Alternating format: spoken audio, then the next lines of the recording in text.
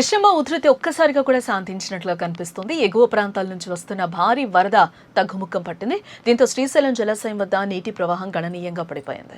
గత కొన్ని రోజులుగా ఉగ్రరూపం దాల్చిన కృష్ణవేణి ప్రస్తుతం నిలకడగా ప్రవహిస్తోందని చెప్పుకోవచ్చు. శ్రీశైలం ప్రాజెక్టుకు నిన్న సాయంత్రం నుంచి వరద ఉధృతి తగ్గడం ఆరంభమైంది. ఎగువన ఉన్న జూరాల ప్రాజెక్టు నుంచి వచ్చే నీటి రాక బాగా తగ్గిపోయింది. అధికారులు అందించిన సమాచారం ప్రకారం ప్రస్తుతం జూరాల నుంచి శ్రీశైలానికి కేవలం 36,233 క్యూసెక్కుల వరద ప్రవాహం మాత్రమే వస్తుంది.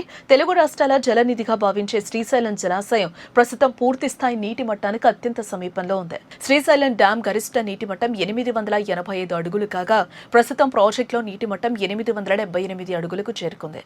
ప్రాజెక్టు గరిష్ట నీటి నిల్వ సామర్థ్యం 215 టీఎంసీలు. ఇప్పటి వరకు నమోదైన అధికారిక గణాంకాల ప్రకారం ప్రస్తుతం డ్యాంలో 178.74 టీఎంసీల నీటి నిల్వ అందుబాటులో ఉంది. ఎగువ ప్రాంతాల్లో వర్షాలు తగ్గడం వల్లే ఈ ఇన్ఫ్లో పడిపోయింది. వరద ఉధృతి తగ్గినప్పటికీ డ్యాముల్లో నీటి నిల్వలు ఆశాజనకంగా ఉండటం రెండు రాష్ట్రాల రైతులకు కూడా ఎంతో ఊరటనిస్తోందని చెప్పుకోవచ్చు. అటు మరోవైపు ఎగువ నుంచి వచ్చే ప్రవాహం తగ్గడంతో డ్యాం నిర్వహణను అధికారులు ఎప్పటికప్పుడు సమీక్షిస్తూ ఉన్నారు. రాబోయే రోజుల్లో వాతావరణ శాఖ ఇచ్చే వర్ష సూచనలను బట్టి తదుపరి నిర్ణయాలు తీసుకోనున్నారు.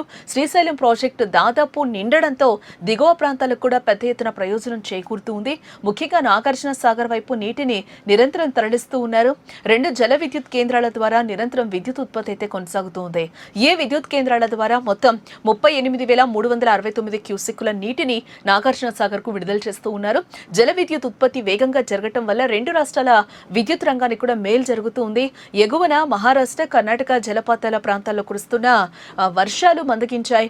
ఆ కారణంతోనే జూరాల ప్రాజెక్టు ఇన్ఫ్లో సగానికి పైగా పడిపోయింది. దాని ప్రభావం శ్రీశైలం ప్రాజెక్టుపై స్పష్టంగా కనిపిస్తోంది. గత 2 రోజులతో పోలిస్తే వరద రాక చాలా వరకు కూడా తగ్గిందని చెప్పుకోవచ్చు. శ్రీశైలం జలాశయం గరిష్ట మట్టానికి మరో 7 అడుగుల దూరంలో మాత్రమే ఉండటం విశేషం. ఏ సమయంలోనైనా ఎగువన వర్షాలు మళ్లీ ప్రారంభమైతే ఇన్ఫ్లో ఒక్కసారిగా పెరిగే అవకాశాలు అయితే ఇక్కడ మనకు క్లియర్ గా కనిపిస్తున్నాయి. ఆ పరిస్థితిని బట్టి అధికారులు గేట్లు తెరవడంపై లేదా మూసివేయడంపై కూడా తుది నిర్ణయం తీసుకోనున్నట్లుగా అయితే మనకు తెలుస్తుంది. రైతాంగానికి ఇది చాలా శుభవార్తగా కూడా మారనుంది.